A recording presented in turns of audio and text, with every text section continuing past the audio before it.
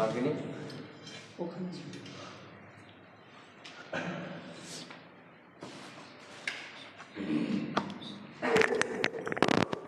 আসসালামু আলাইকুম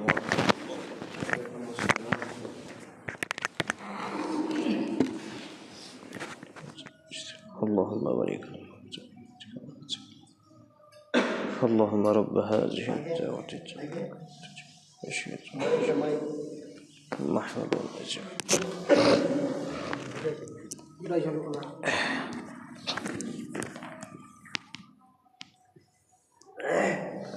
السلام عليكم ورحمة الله وبركاته.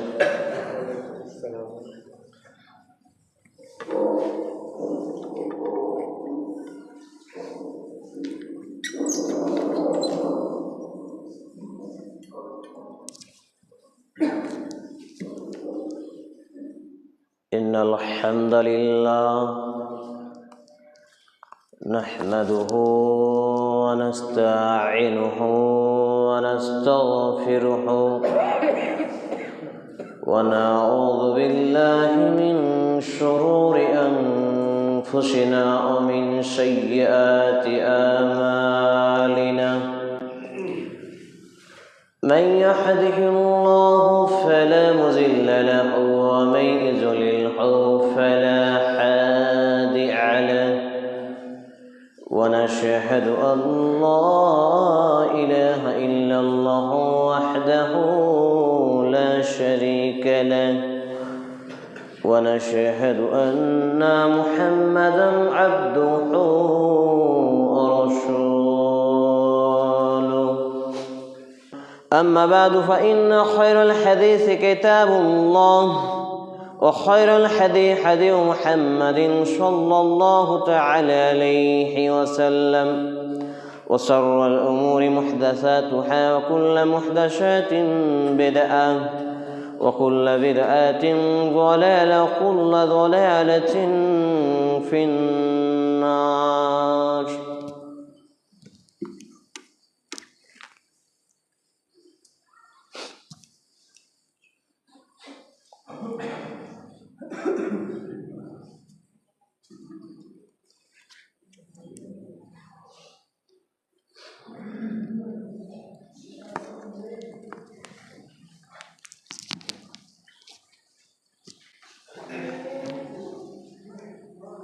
الحمد لله رب العالمين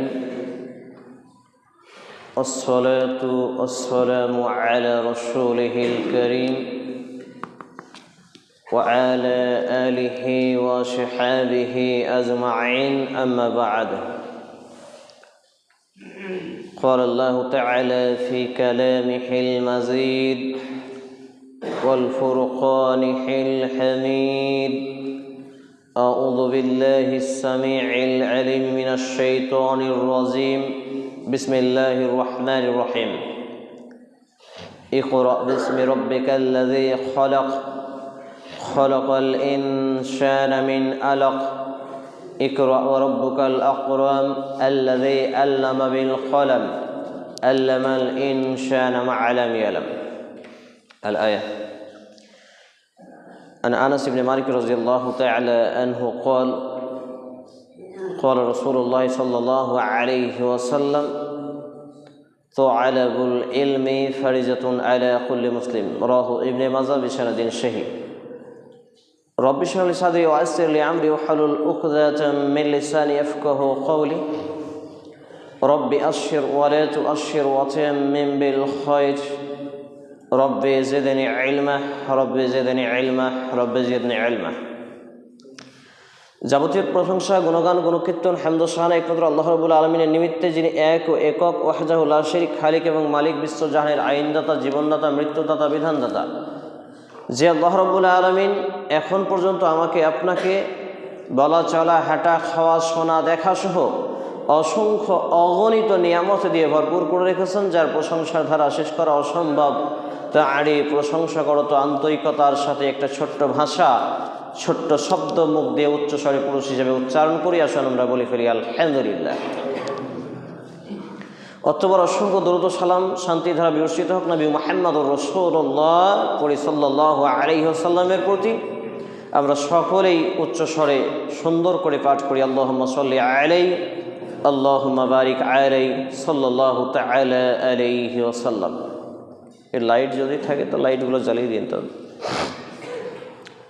আনা তুআলিবুল ইলম, আমি একজন ইসলামের নগণ্য অযোগ্য ছাত্র হিসাবে আজকের জুমার খুতবার আলোচনার মওজু বিষয়বস্তু হলো চলমান পরিবেশ পরিস্থিতি, কারণ ও তা থেকে বাঁচার উপায়। উল্লেখিত বিষয়ের প্রতি পবিত্র কোরআন এবং সেই সুন্নাহর আলোকে গুরুত্বপূর্ণ তথ্য ও তথ্যবহুল বিবরণের আপ্রাণ প্রচেষ্টা রাখছি ইনশাআল্লাহুল আজিজ। ওয়া মা তৌফিক ইল্লা বিল্লাহ, আলাইহি তাওয়াক্কালতু ওয়া ইলাইহি উনীব। চলমান পরিবেশ পরিস্থিতি খুবই একটা ভয়াবহ, ভাইটাল এবং মর্মান্তিক বিষয়ের মধ্যে চলছে। বিশ্বব্যাপী আজকে মুসলমান নিপীড়িত, নির্যাতিত, লাঞ্ছিত, বঞ্চিত, অপমানিত হয়ে তাদেরকে পৃথিবী থেকে নৃশংসভাবে হত্যা করে বিদায় করা হচ্ছে। আর সারা পৃথিবী যারা আজকে মানবতার ফেরিওয়ালা, মিডিয়ার সামনে এসে মানবতার বলি ঝাড়ে, তারা নীরব দর্শকের ভূমিকা পালন করে। একই রকমভাবে আমাদের সামনে উপস্থিত প্রায় 57টা কান্ট্রি, মুসলমান দাবিকৃত, যাদেরকে আমি যেসব কান্ট্রিগুলোকে হাতে চুড়ি পড়া হিজড়া মার্কা কান্ট্রি বলি। ক্ষমা চেয়ে নিচ্ছি, আলোচনার বিষয়বস্তু অনেকের স্বার্থে, অনেকের ব্যক্তিত্বে লাগতে পারে, কিন্তু যেগুলো চূড়ান্ত সত্য, অত্যন্ত সত্য, নিতান্ত সত্য, এরকম কিছু কথা আপনাদের সামনে উপস্থাপন করব। ব্যক্তি জীবন থেকে রাষ্ট্রীয় পর্যায়ে, আন্তর্জাতিক মহল পর্যন্ত কিছু কথা উঠে আসতে পারে। কারণ আমি মুসলিম চিররণবীর, মরণকে করি না ভয়, মরলে শহীদ বাঁচিলে গাজী আমার উভয় সমান। আমার জেলে থাকা, আমার মরে যাওয়া, আমার বেঁচে থাকা, আমার মরে যাওয়া, দুটোই সমান। অতএব চূড়ান্ত সত্য, অত্যন্ত সত্য বলতেই হবে, যদিও সুলি, ফাঁসি, জেল, জুলুম যাই হোক না কেন। সম্মানিত উপস্থিতি ভাই এবং বন্ধুগণ, এবং এইসব বিষয়গুলো নিয়ে আমার মতো যারা আলেম বা খতিব আজকে দায়িত্বে নিযুক্ত রয়েছেন, তারাও নিজের স্বার্থ হাসিলের জন্য নীরব দর্শকের ভূমিকা পালন করেন।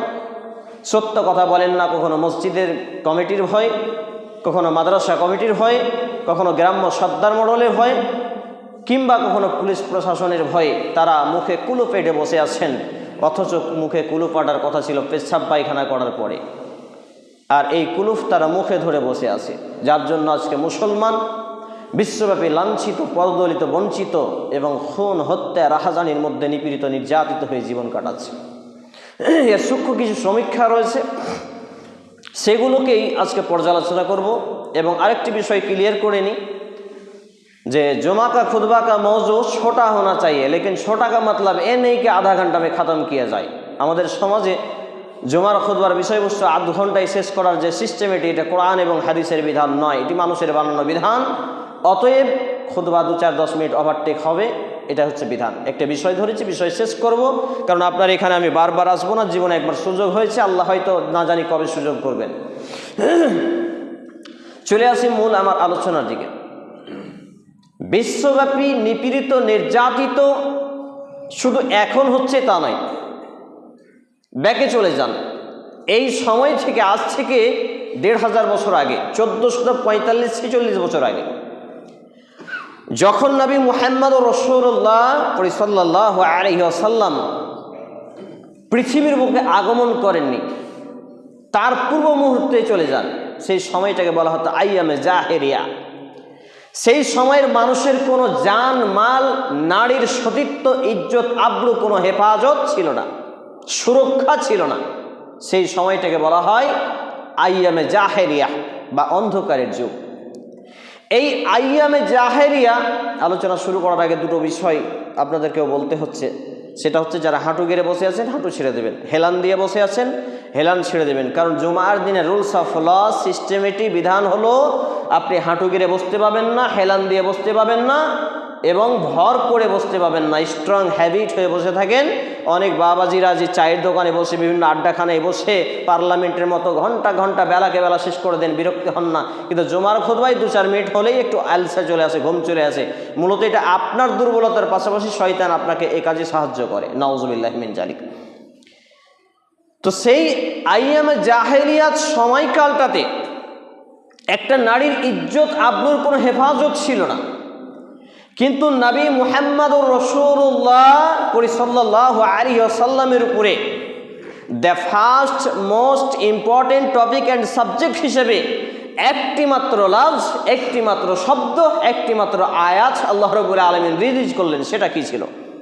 যেটা আমি আপনাদের সামনে পাঠ করেছি, কোরআনুল কারীম 30তম পারা 96 নম্বর সূরা, সূরা আল আলাক, আয়াত নম্বর 603 নম্বর পৃষ্ঠা, আয়াত নম্বর 1, 2, 3 এবং 4, 5। তাহলে আল্লাহ রাব্বুল আলামিন নবী মুহাম্মদুর রাসূলুল্লাহ সাল্লাল্লাহু আলাইহি ওয়াসাল্লামের উপরে প্রথম আয়াতটা যেটা রিলিজ করলেন লৌহে মাহফুজ থেকে, জিবরিল আলাইহিস সালাম মারফুত তার কাছে, তার হাবিবের কাছে, তার বান্দার প্রিয় বান্দার কাছে যে আয়াতটা পাঠিয়েছিলেন সেটা ছিল কি? ইকরা।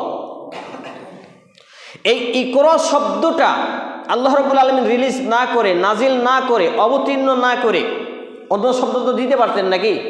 আকিমিস সালাত কায়েম করো, ইতাইজ যাকাত, যাকাত প্রদান করো, ওয়াল হজ্জু, হজ সম্পাদন করো, শাওমে রমজান, রমজান মাসের সিয়াম পালন করো, বানাল্লাহু মসজিদ বাইতাল ফিল জান্নাহ, মসজিদ নির্মাণ করো, জান্নাতে ঘর নির্মাণ করা হবে, এগুলো তো বলতে পারতেন।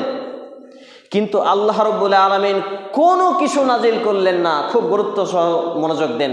প্রথম যে বিষয়টা তিনি দিলেন সেটা হচ্ছে ইকরা বিসমি রাব্বিকাল্লাযী খলাক, অর্থাৎ পাঠ করুন আপনার প্রতিপালকের নামে, পড়ুন, যেটা আমরা বিভিন্ন ভাষায় বলি, ইংরেজিতে রিডিং, এডুকেশন, এডুকাটম, এডুকেয়ার, শিক্ষা, শিক্ষা, বিভিন্ন ভাষায় এটাকে বিভিন্নভাবে আমরা পরিচিতি পাই। তাহলে এই একটা শব্দের মধ্যে জড়িত সব কিছু, আর সেটা হচ্ছে শিক্ষা। সেটা শিক্ষা হতে পারে দুনিয়াবি, হতে পারে দিনী, হতে পারে দুনিয়াবি, হতে পারে দিনী। আজকে আমার মতো এক শ্রেণীর হুজুর, খতিব, মৌলবি, মাওলানা এরা বলে থাকেন যে শুধু কোরআনের শিক্ষা দেন, হাদিসের শিক্ষা দেন, master, doctor, barrister, professor, engineer করতে হবে না। আমি মনে করি এই লোকটা এই শিক্ষার অর্থ এই আয়াতকে বিকৃত করে উপস্থাপন করছে।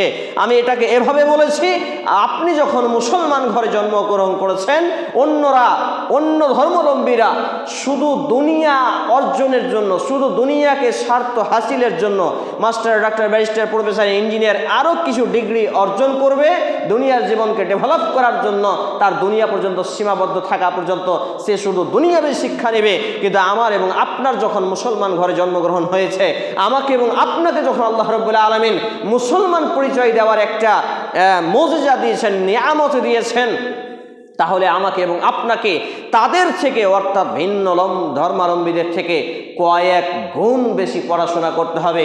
ইংরেজি, আরবি, উর্দু, ফার্সি, তেলেগু, মালায়াম, যত রকম ভাষা আছে আপনি চর্চা করুন, শিখুন, এবং সেই ভাষায় জ্ঞান অর্জন করে আপনার যে জীবন বিধান, আপনার যে সংবিধান, আপনার যে গাইড বিধান, এই কোরআনুল কারীমকে ট্রানজাকশন করুন, অনুবাদ করুন, দিয়ে বিশ্ববাসীর সামনে উপস্থাপন করুন, আর এটাই হবে আপনার দুনিয়া এবং আখিরাতের সফলতা। কিন্তু শুধুমাত্র কোরআন শিখবেন আর জেনারেল ডিপার্টমেন্টের জ্ঞান অর্জন করবেন না, আপনি জাতিকে বোঝাতে পারবেন না। এই জন্য দুনিয়ার সর্বাধিক শিক্ষা আপনাকে অর্জন করতে হবে। দুনিয়ার সব থেকে বৃহত্তম শিক্ষা অর্জনের লক্ষ্য আপনাকে চেষ্টা করতে হবে। আজকে আমার এবং আপনার সমাজে মাদ্রাসা থেকে হাজার হাজার হাফেজ তৈরি হয়, কিন্তু এই হাফেজগুলো শুধু কোরআন তেলাওয়াত, তারাবি পড়ানো, নামাজ পড়ানো পর্যন্ত শেষ, দ্য এন্ড। আর কোনো সীমাবদ্ধ নেই, আর কোনো এদের কাজ নেই।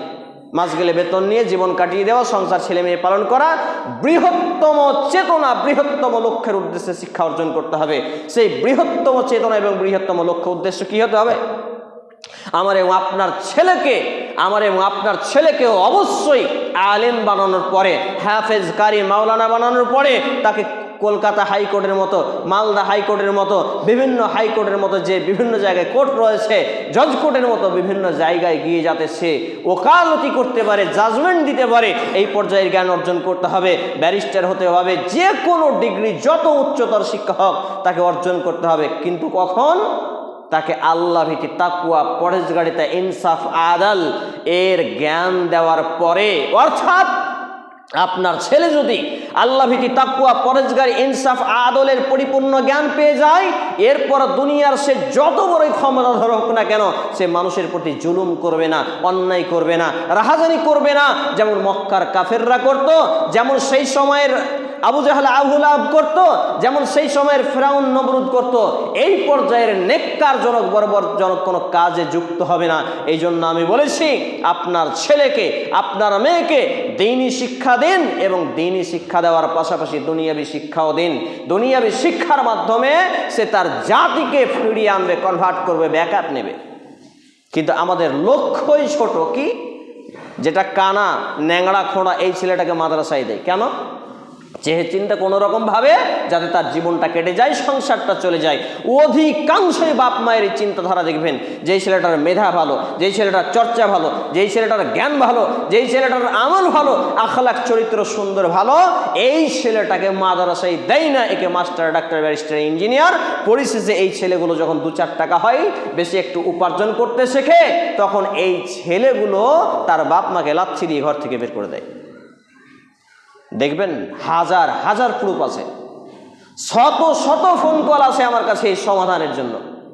সম্মানিত উপস্থিতি ভাই এবং বন্ধুগণ, তাহলে আল্লাহ রাব্বুল আলামিন কোন আয়াতে কারিমা নাজিল করলেন না, ইকরা বিসমি রাব্বিকাল্লাযী খালাক, খালাকাল ইনসানা মিন আলাক, ইকরা ওয়া রাব্বুকাল আকরাম আল্লাযী আল্লামা বিল কলম আল্লামাল ইনসানা মা লাম ইয়ালাম। 5টি আয়াতে কারিমা নাজিল করলেন। পড়ুন আপনি আপনার পালনকর্তার নামে, যিনি আপনাকে এবং মানুষকে জমাট বাঁধা রক্তপিণ্ড থেকে সৃষ্টি করেছে। পড়ুন আপনার পালনকর্তা মহাদয়ালু। আপনি পড়ুন যা মানুষ জানতো না, কিন্তু মানুষকে আল্লাহ রাব্বুল আলামিন কলমের মাধ্যমে শিক্ষা দিয়েছেন, শিক্ষাদান করেছেন। আজকে আমার এবং আপনার সমাজে একটা গবেষণা করুন, আমাকে দাঁড় করিয়ে দেন মসজিদের গেটে, মসজিদের গেটে দাঁড় করানোর পরে একজন একজন করে গেট পাস শুরু করুন। আমি যদি বলি, বাবাজি কোরআন পড়তে জানেন? না বাবু শিখিনি। দাদু কোরআন পড়তে জানেন? না ভাই শিখিনি, জানি না। ভাই কোরআন পড়তে জানেন? না ভাই পারি না। একটা একটা করে উপস্থিত মসজিদের মুসল্লিদের বলছি, যা উপস্থিত আমরা আছি, আমাদের মধ্যে শতকরা 99 জন ব্যক্তি পাওয়া যাবে কোরআন পড়তে জানে না। লা হাওলা ওয়ালা কুওয়াতা ইল্লা বিল্লাহ। তাহলে এই আইয়ামে জাহেলিয়াতকে দূরীভূতকরণের জন্য মক্কা মদিনার বুকে আরব জমিনে অন্যায়, রাহাজানি, খুন খারাপি, লুট, বাটপাড়ি, ধর্ষণ সহ যাবতীয় অমানবিক কর্মকাণ্ড থেকে দূর করার জন্য, দূরভূত করার জন্য আল্লাহ রাব্বুল আলামিন একটি লাফজ নাজিল করলেন। সেটা ছিল ইকরা বিসমি রাব্বিকাল্লাযী খালাক। পাঠ করা, পড়া, রিডিং, এডুকেশন, এডুকাটম, শিক্ষা বিভিন্ন কিছু।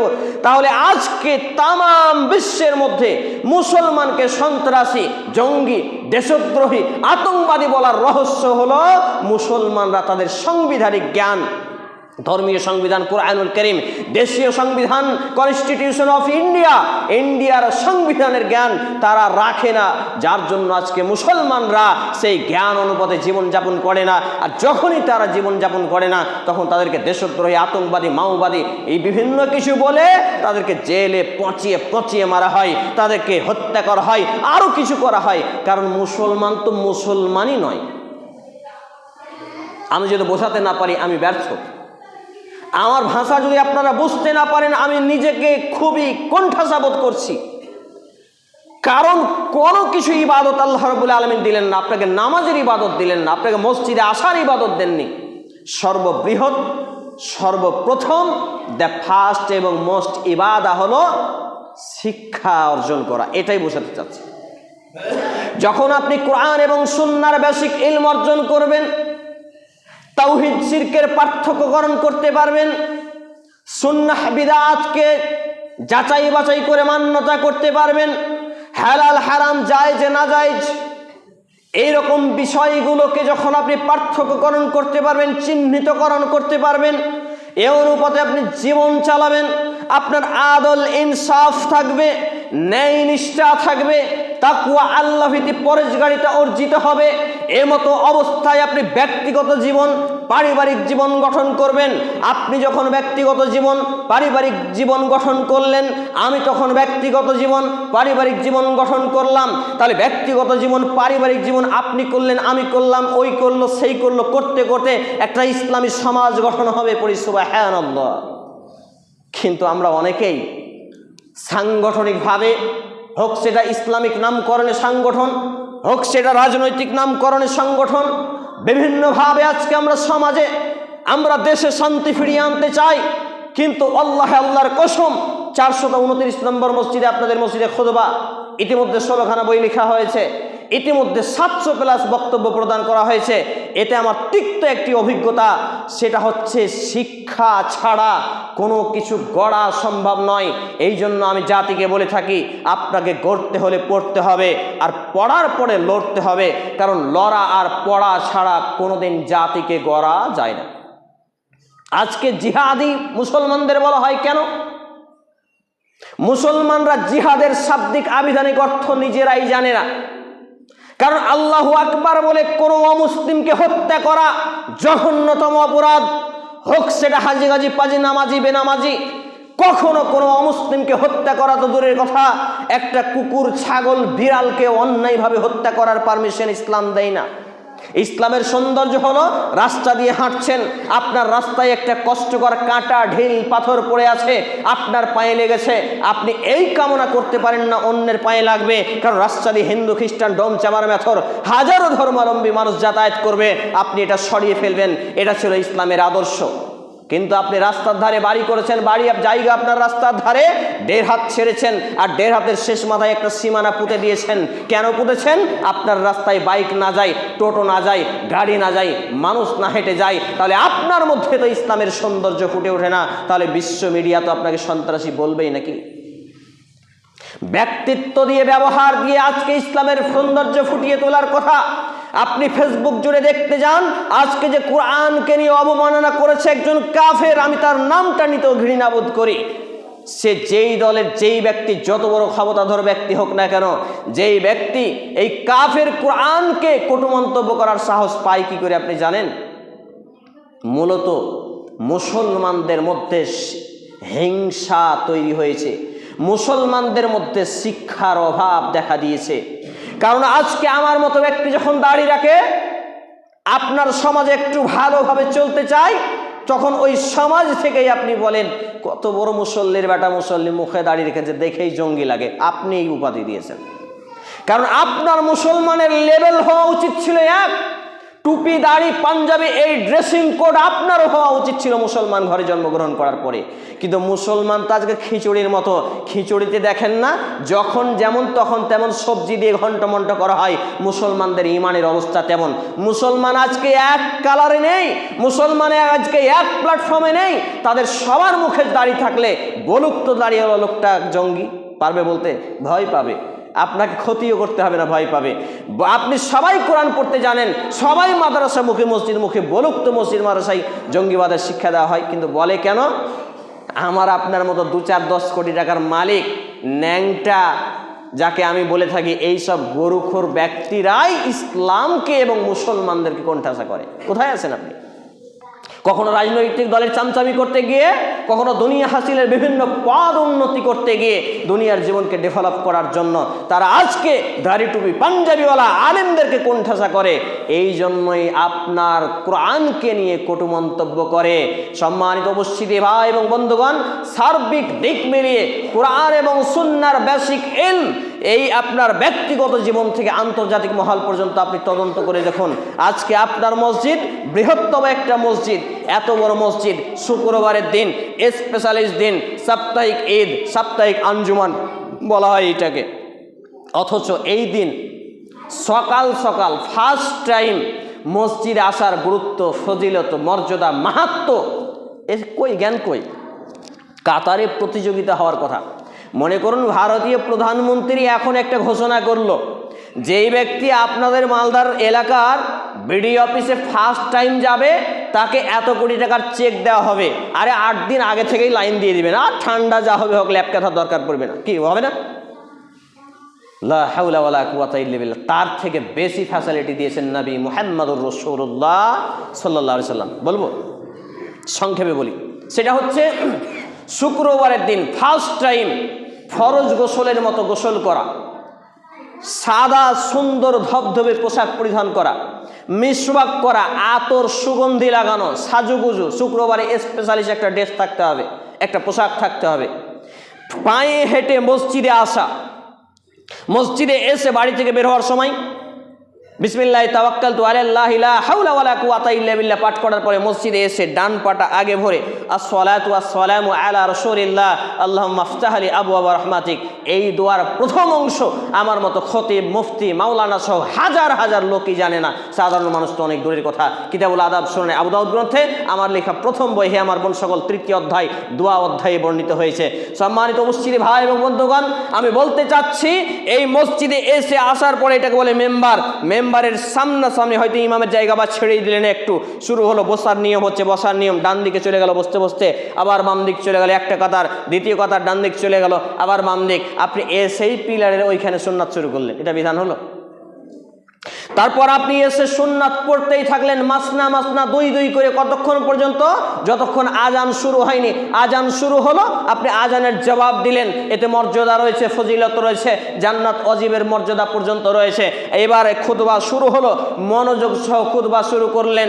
পাশে একটা বাচ্চা ছেলে দুষ্টামি করছে, বদমাশি করছে, তাকে চুপ করো এই শব্দটাও বলবেন না। বলবেন কে? খতিব বলবে এখান থেকে দাঁড়িয়ে। লাইট জ্বালানোর প্রয়োজন, বলবে খতিব। সামনে আগানোর প্রয়োজন, বলবেন খতিব। পাশাপাশি আপনি বলতে পারবেন না। আপনার গাকে খুঁচে যদি কেউ চলে যায় তবু আপনি বলতে পারবেন না। দুজনের কাতার ফেরে ঢোকা নিষেধ, যদি কেউ ঢুকেও যায় আপনি বলতে পারবেন না যে দেখে চলো, কারণ এটা বলবে খতিব। খতিব হচ্ছে যোগনদার, খতিব হচ্ছেন রাখাল। রাখাল বুঝেন না? ছাগলের পাল এদিক ওদিক যখন চলে যায় তখন খতিব সতর্ক করবে এইরকম ভাবে। তাহলে এবার আপনি খুতবা শুনলেন মনোযোগ সহ, এবার ইমামের তত্ত্বাবধানে সলাত আদায় করলেন। সলাত আদায় করার পরে আপনি এখানে 2 অথবা বাড়িতে 2, অথবা এখানে 4 অথবা বাড়িতে 2 বা বাড়িতে 4 যদি এই সুন্নাত মানে আদায় করেন বাদাল জুমা, তাহলে নবী মুহাম্মদুর রাসূলুল্লাহ সাল্লাল্লাহু আলাইহি সাল্লাম বলছেন এই ব্যক্তি যদি প্রথম আগমনকারী হয় একটা উট কুরবানি করার সওয়াব পেয়ে গেল। বলি সুবহানাল্লাহ। বলেন 10 কোটি টাকা দিয়ে আপনি কুরবানি করলেন, আপনার কবুল হয়েছে, এটা গ্যারান্টি আছে? গ্যারান্টি নেই, কিন্তু কবুল কুরবানির নেকি। ব্যক্তি যদি সেকেন্ড হয় একটা গরু কুরবানি করার সওয়াব পেল। ব্যক্তি যদি তৃতীয় হয় একটা দুম্বা, চতুর্থ হয় একটা খাসি, পঞ্চম হয় একটা মুরগি, ষষ্ঠম হয় তাহলে একটা ডিম, তারপর আর কোনো বেনিফিট নেই। তাহলে বলুন আপনি এই কয়েক কোটি টাকার চেকের জন্য যত প্রচেষ্টা করেন এই দুনিয়াতে থেকে জাহান্নাম থেকে বাঁচতে, জান্নাত পাওয়ার জন্য দুনিয়া এবং আসমানে যা কিছু আছে সব থেকে মূল্যবান হলো মাত্র একটা নেকি। এই এত এত নেকিকে আপনি পদদলিত করছেন, তাহলে আপনার মধ্যে শিক্ষা আছে? ব্যক্তি এই যত পায়ে পায়ে হেঁটেলো, সারা রাত সারা দিন তাহাজ্জুদ পড়ে, নফল সালাত আদায় করে, দান সাদাকা করে, আরো ভালো কাজ করে যত নেকি হয়, যত পা হেঁটে এসেছে তার পায়ের প্রত্যেকটা পায়ের বিনিময় তত নেকি তার আমল নামায় লিখে দেওয়া হলো। বলি সুবহানাল্লাহ। বলেন আমল আছে আমাদের? আরে মিসওয়াক করা তো অনেক দূরের কথা, আপনার ছেলের পকেটে 80 দিন আপনার স্ত্রী বিড়ি পায়, বিড়ি এই যে পকেটে বিড়ি, দাঁতন নেই, পকেটে দাঁতন থাকে না, মিসওয়াক থাকে না, কি থাকে? বিড়ি। অথচ বাপও জানে যে ছেলে বিড়ি খায়, মাও জানে ছেলে বিড়ি খায়, কোনোদিন বাধা দেয় না, কোনোদিন বলে না যেটা অন্যায়। সম্মানিত উপস্থিতি ভাই এবং বন্ধুগণ, এইগুলো হলো মুসলমান সমাজ বিশ্বব্যাপী লাঞ্ছিত, পদদলিত, বঞ্চিত হওয়ার মুখ্য এবং সূক্ষ্ম কারণ। চলে আসি যে আল্লাহ রাব্বুল আলামিন আমাকে এবং আপনাকে ব্যক্তিগত জীবন থেকে ব্যাকআপ নিতে বলেছেন, কনভার্ট করতে বলেছেন, ফিরে আসতে বলেছেন। আল্লাহ তাআলা বলছেন সূরা আত-তাহরিম 66 নম্বর সূরা আয়াত নম্বর 6, ইয়া আইয়ুহাল্লাযীনা আমানু, হে ঈমানওয়ালারা, কু আনফুসাকুম ওয়া আহলিকুম নারা, তুমি নিজে বাঁচো, তোমার আহাল পরিবার পরিজনকে বাঁচাও জাহান্নামের আগুন থেকে, যার জ্বালানি লকড়ি খড়ি কাঠি হবে মানুষ এবং পাথর। নাউযুবিল্লাহি মিন জালিক। যেখানে নিযুক্ত প্রহরীরা এই ফেরেশতাগণ উপস্থিত রয়েছেন এই জাহান্নামের প্রহরী হিসাবে। এরা শাস্তি দানে বড়ই কঠোর, তাদের হৃদয়ে মায়া ভালোবাসা বলে কিছু নেই, কারণ আল্লাহর আদেশ পালন করাটাই তাদের কাছে মেন ইবাদত। এই মতো একটা ভয়ঙ্কর জায়গা থেকে আল্লাহ তাআলা আমাকে, আমার পরিবারকে জাহান্নামের আগুন থেকে বাঁচাতে বললেন। এখন আসি, আমি কি জাহান্নামের আগুন থেকে বাঁচতে পারবো? আমার পরিবারকে কি বাঁচাতে পারবো? এইখানে দাঁড়িয়ে, এইখানে বসে সমীক্ষা করুন। কারণ আজকে কোরআন এবং সুন্নাহকে পদদলিত করেছি আমরাই। ফেসবুকের মতো জায়গায় মুসলমান হয়েও অন্য ধর্মাবলম্বীদের নিয়ে কটু মন্তব্য করছে। সূরা আনআম 6 নম্বর সূরা 165 থেকে 68 নম্বর আয়াতের মধ্যে আছে, দেখবেন আল্লাহ তাআলা বলছেন, তোমরা অন্যান্য ধর্মাবলম্বীদের দেবদেবীদের গালি দিও না, অন্যথায় তারাও তোমার আল্লাহকে গালি দিবে। অর্থাৎ আপনি যদি অন্য ধর্মের দেবদেবী, মূর্তি পূজা, আরো কিছুকে গালিগালাজ করেন, আপনি কোরআনের বিরুদ্ধাচরণ করলেন, আল্লাহর আইনের অবাধ্য হলেন। কারণ আপনার জন্য এখন ওই লোকটা আল্লাহকে গালি দেবে, নবী মুহাম্মদুর রাসূলুল্লাহ সাল্লাল্লাহু আলাইহি সাল্লামকে গালি দেবে এবং গালি দিচ্ছে।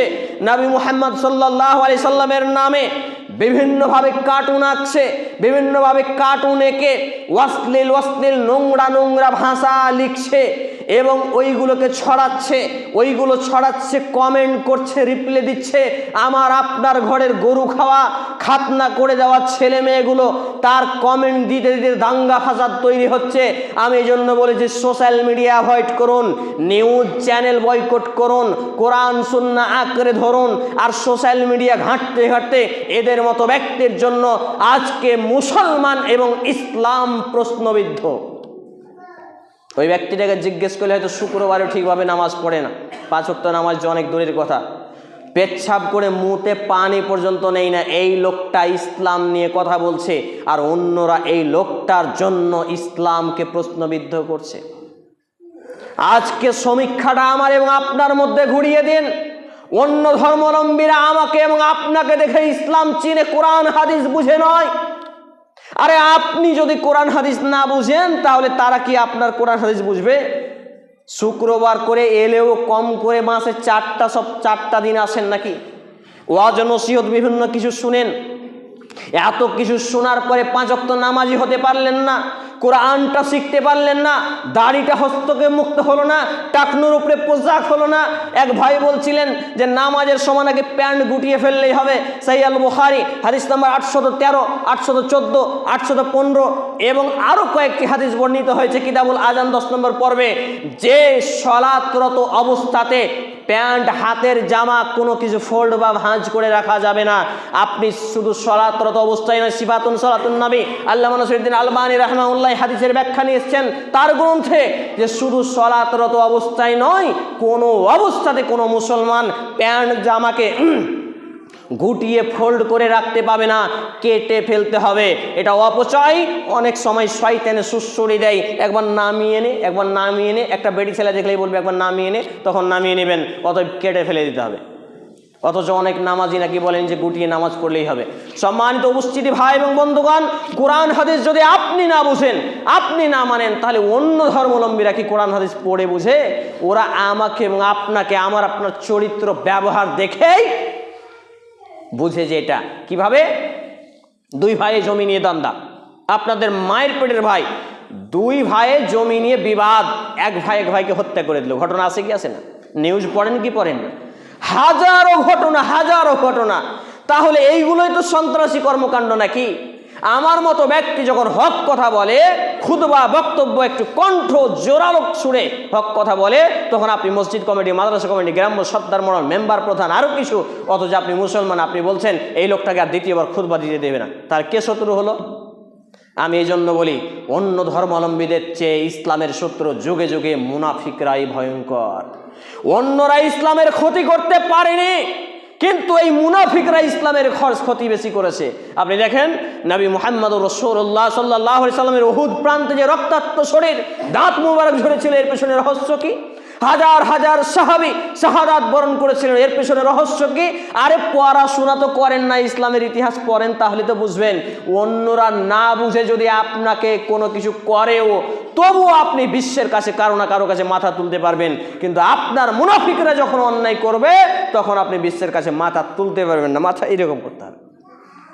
সম্মানিত উপস্থিতি ভাই এবং বন্ধুগণ, আমি বলছিলাম যে আজকে যদি আমাদের মধ্যে সুশিক্ষার বীজ বপন না করতে পারি, বিশ্বব্যাপী মুসলমান যে পরিমাণ নিপীড়িত নির্যাতিত হচ্ছে, আগামী প্রজন্মকে আরো কচুকাটা করা হবে।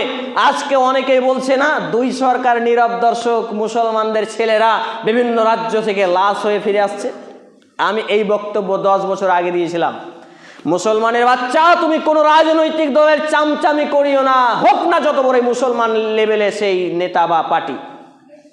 এই কথা বোঝাতে পারিনি, তবে যেই সব শিক্ষিত সমাজ বুঝেছে তারা বেঁচেছে, ফিরে এসেছে। কোন রাজনৈতিক দল সে যত বড় মুসলমানের লেভেলে থাকুক, যত বড় দাড়ি টুপি পাঞ্জাবি হোক, এরা কখনোই ইসলাম এবং মুসলমানদের বন্ধু হতে পারে না। অতএব কোন রাজনৈতিক দলের চামচামি করতে যাওয়ার আগে শতবার ভাববেন যে ও আবদুল্লাহ ওয়ালা তুশরিকু বিহি শাইয়াও, আমরা এক আল্লাহর আব্দ, গোলাম, এবং তার সাথে আমাদের শরীক না করার জন্য সৃষ্টি করা হয়েছে। আল্লাহ রাব্বুল আলামিন জানিয়েছেন সূরা আয-যারিয়াত 11 নম্বর সূরা 56 নম্বর আয়াত, ওয়ামা খালাকতুল জিন্না ওয়াল ইনসা ইল্লা লিয়াবুদুন, মানুষ এবং জিন জাতিকে ইল্লা লিয়াবুদুন, একমাত্র গোলামি দাসত্ব করার জন্য সৃষ্টি করেছি।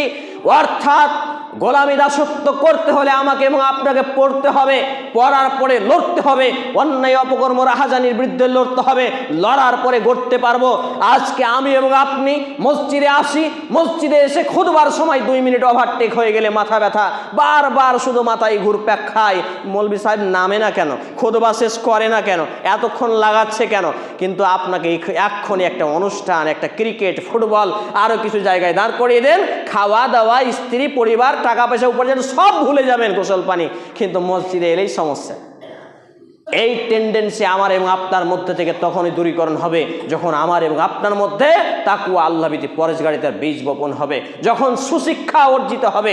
আজকে আমার এবং আপনার সমাজের ক্যান্সার ভাইরাস হলো যে একাডেমিক ডিপার্টমেন্টে master, doctor, barrister, professor, engineer করতে গেলে মাসে 30,000 টাকা খরচ করলেও সমস্যা নেই, কিন্তু আপনার ছেলেটা মাদ্রাসায় পড়বে, মসজিদে পড়বে, বেতনটা যদি মাসে 300 টাকা দেয়, পেছন দিয়ে হাওয়া বেরিয়ে যায়। বুঝাতে পারছি? এই চিন্তাধারাই মূলত মুসলমান সমাজকে, বিশ্বব্যাপী মুসলমান জাতিকে ধ্বংস করছে। আজকে আমাকে এবং আপনাকে চিন্তা এবং টেন্ডেন্সিকে চেঞ্জ করতে হবে, কনভার্ট করতে হবে, রিকভারি নিয়ে ব্যাকআপ নিতে হবে, এবং এ থেকে উত্তরণের একটি মাধ্যম হচ্ছে সুশিক্ষা অর্জন করা। আমি যে হাদিসটি আপনাদের সামনে পাঠ করেছিলাম, হাদিসটি বর্ণিত হয়েছে ইবনে মাজাহ গ্রন্থের 224 নম্বর হাদিস, মিশকাতুল মাসাবিহ গ্রন্থের 218 নম্বর হাদিস, সহিহুল জামে' সাগীর গ্রন্থের হাদিস নম্বর 3913 ক্রমিক নম্বরের হাদিস বর্ণিত হয়েছে। হাদিসের বর্ণনাকারী রাবী হচ্ছেন আনাস ইবনে মালিক রাদিয়াল্লাহু তাআলা আনহু। তিনি বলছেন, ক্বালা রাসূলুল্লাহ সাল্লাল্লাহু আলাইহি ওয়াসাল্লাম তুআলাবুল ইলমি ফারিজাতুন আলা কুল্লি মুসলিম। নবী মুহাম্মদুর রাসূলুল্লাহ সাল্লাল্লাহু আলাইহি সাল্লাম বলেছেন, দ্বীন ইসলামের জ্ঞানকে তলব করা, সঞ্চয় করা, চর্চা করা, স্টাডিজ করা, গবেষণা করা, ঘাটাঘাটি করা, অন্বেষণ করা, আলা কুল্লি মুসলিম, তামাম যুবক, বৃদ্ধ, ছোট বড়, নারী পুরুষ, সুস্থ অসুস্থ সকল মুসলমানের উপরে ফরজ করা হয়েছে। সুবহানাল্লাহ।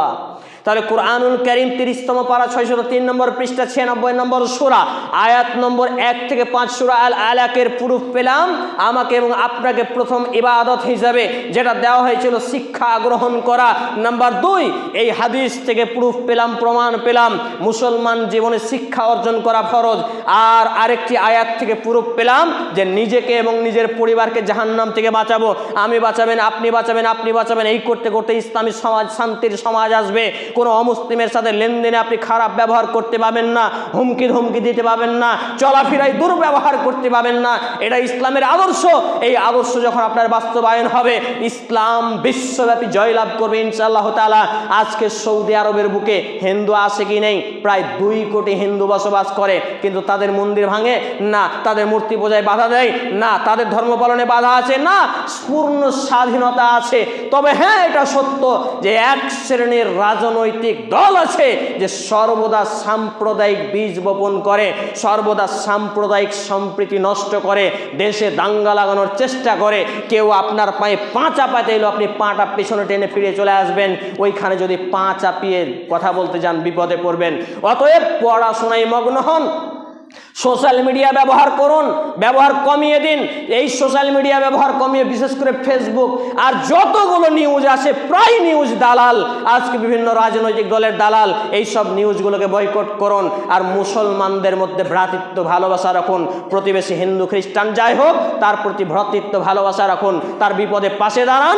আপনার ব্যবহার মাধুর্য দিয়ে মানুষের ইসলামের সৌন্দর্য ফুটে উঠবে। আমি যতগুলো কথা বললাম সমস্ত কথাগুলো যদি আপনি মেনে চলতে পারি, ইনশাআল্লাহ তাআলা আগামী প্রজন্ম এক বিপ্লবী সমাজ দেখবে। এই আশা, এই প্রত্যাশা মহান আল্লাহ সুবহানাহু ওয়া তাআলার সামনে রেখেই আজকের জুমার খুতবা আলোচনা এখানেই জানাচ্ছি। পরিশেষে আল্লাহ রাব্বুল আলামিনের কাছে দোয়া রাখি, আল্লাহ রাব্বুল আলামিন এখানে উপস্থিত যতগুলো ভাই এবং বাবা জীবন রয়েছেন, আমি রয়েছি, আমার ছেলে মেয়ে ভাই বোন আত্মীয় স্বজন যে বা যারাই আজকে বেঁচে আছে, আল্লাহ তাআলা আপনি সকলকেই হেদায়েতের নূর আলোকিত জীবন দান করুন। আমরা বলি আল্লাহুম্মা আমিন। হে আল্লাহ রাব্বুল আলামিন, আমাদের এই উপস্থিত হওয়ার ওসিলায় আমাদের জীবনে যারা অজানা প্রকাশ্যে গোপনে ছোট বড় দিনে রাতে সব পাপগুলোকে মাফ করে দিন। আমরা বলি আল্লাহুম্মা আমিন। হে আল্লাহ রাব্বুল আলামিন, আমরা যারা অসুস্থ আমাদেরকে পূর্ণাঙ্গ শিফায়ে কামিল আজিল দিন। আমরা যারা অভাবী আমাদেরকে অভাবমুক্ত হালাল জীবিকা নির্বাহ করার তৌফিক নসিব করুন। আমরা বলি আল্লাহুম্মা আমিন। হে আল্লাহ রাব্বুল আলামিন, আমাদের যারা মুসলমান হয়ে মৃত্যুবরণ করছে প্রত্যেকের বাপ মা ভাই বোন আত্মীয় স্বজন, বিশেষ করে আমার মা গত 50 মাস আগে দুনিয়া ছেড়ে চলে গেছেন। আমার আব্বা আরেম মানুষ ছিলেন রাহিমাহুল্লাহ, তিনি 3 আগস্টে দুনিয়া ছেড়ে চলে গেছেন। নানা নানি চলে গেছেন। আল্লাহ রাব্বুল আলামিন, জানি না অন্ধকার কবরে তারা কীভাবে আছেন, তাদের জীবনে ভুল ত্রুটি ক্ষমা করুন, তাদের কবরে শান্তির বিছানা বিছিয়ে দিন, তাদেরকে জান্নাতুল ফেরদাউস নসিব করুন। আমরা বলি আল্লাহুম্মা আমিন। এ দাবি, এ দোয়া, এ দরখাস্ত মহান আল্লাহ সুবহানাহু ওয়া তাআলার সামনে রেখে আমরা আমাদের জুমার খুতবা আলোচনা এখানে দিতে চাই। اللهم صل على محمد وعلى آل محمد كما صليت على إبراهيم وعلى آل إبراهيم إنك حميد مجيد. اللهم بارك على محمد وعلى آل محمد كما باركت على إبراهيم وعلى آل إبراهيم إنك حميد مجيد. سبحان ربك رب العزة عما يصفون وسلام على المرسلين وآخر دعوانا الحمد لله رب العالمين. السلام عليكم ورحمة الله. স্ট্যান্ডার্ড দিয়ে দেন ভাই, পড়ান।